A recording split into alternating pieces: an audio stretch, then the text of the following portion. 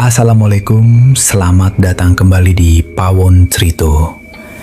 Cerita yang disajikan hangat dari dapur dengan racikan terbaik. Selamat menikmati. Seorang sopir ekskavator bernama Junaidi mendapatkan tugas malam menggali di salah satu titik baru di tambang batubara. Tapi malam itu bukan hanya batu yang ia temui, melainkan sesuatu yang seharusnya tak pernah dibangkitkan. Junaidi sudah 5 tahun bekerja sebagai operator ekskavator di tambang batubara daerah Kalimantan Timur. Tapi malam itu terasa berbeda. Udara dingin dan langit tak ada bintang. Ia dapat shift malam sendirian di zona 17, titik penggalian baru yang katanya dulu ditutup karena alasan medan tidak stabil. Jam menunjukkan pukul 11 malam. Ia masuk ke kabin ekskavator, memanaskan mesin, dan mulai menggali. Awalnya lancar, hanya tanah dan batu seperti biasa. Tapi setelah beberapa sekop tanah, baketnya menyentuh sesuatu yang keras. Bukan batu, lebih seperti logam. Hah? Di tengah tanah beginian?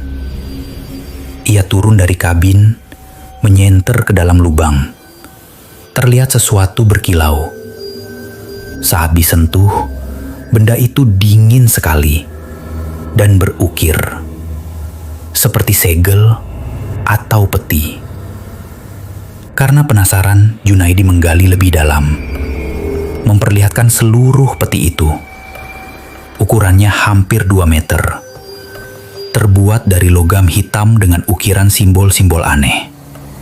Saat ia menyentuh permukaannya lagi, terasa getaran halus.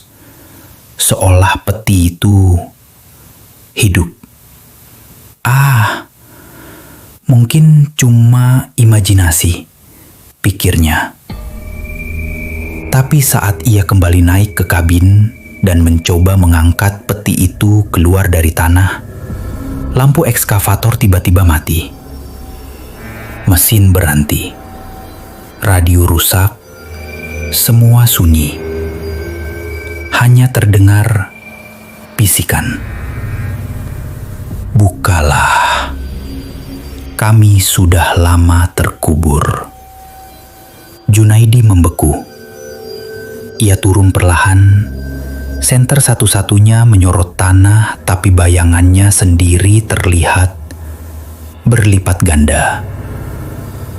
Ada 3 bayangan. Tapi ia sendirian. Malam makin larut.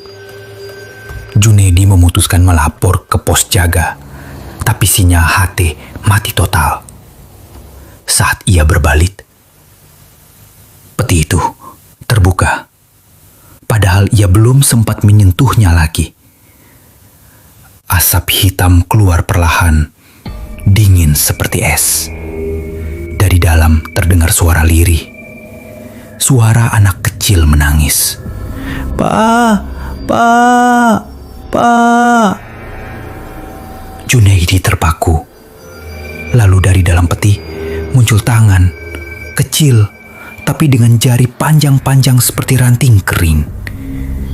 Ia mundur, tergelincir, pingsan seketika. Saat sadar, Junaidi berada di dalam ekskavatornya. Tapi pemandangan di luar tak sama. Tambang berubah jadi gurun tandus gelap, dengan lubang-lubang menganga seperti mulut raksasa. Langit merah darah. Tak ada suara mesin, hanya jeritan dari kejauhan. Jangan bangunkan mereka. Terlalu dalam, terlalu tua. Suara-suara itu tak jelas berasal dari mana. Dan di kejauhan, terlihat sosok-sosok tinggi berjubah hitam dengan wajah kosong, berdiri diam memandangi Junaidi. Ia mencoba menghidupkan ekskavator. Berhasil. Ia tancap gas kabur dari tempat itu. Tapi jalur yang ia lewati terus berulang. Ia kembali ke tempat semula lagi dan lagi. Di tengah keputusasaan, dari radio yang tadinya mati terdengar suara. "Jangan bergerak." Mereka melihat.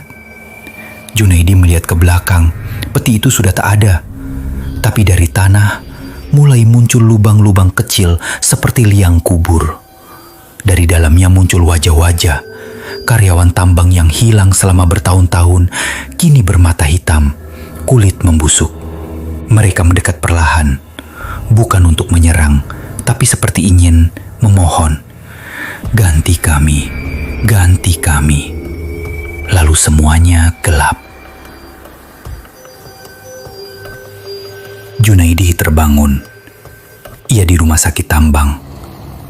Kata para medis, ia ditemukan pagi tadi di dekat zona 17, tak sadarkan diri.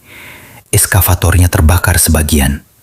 Tapi tidak ada jejak peti, tidak ada lubang besar, dan tak ada bekas benda apapun di bawah tanah. Tapi yang aneh, sejak kejadian itu, setiap malam, Junaidi mendengar suara dari bawah lantai rumahnya. "Kami belum kenyang." Ia mencoba pindah rumah, tapi suara itu ikut. Beberapa minggu setelah kejadian, zona 17 ditutup secara resmi. Tapi, operator tambang yang menggali di tempat lain mulai mengeluh. Mesin sering mati, suara aneh di radio, dan bayangan tambahannya mengikuti mereka. Junaidi sekarang berhenti dari tambang, tapi setiap malam sebelum tidur, ia selalu mendengar suara kecil dari balik tembok. Pa, buka lagi, kami masih di sini." Dan malam itu, suara HT menyala sendiri.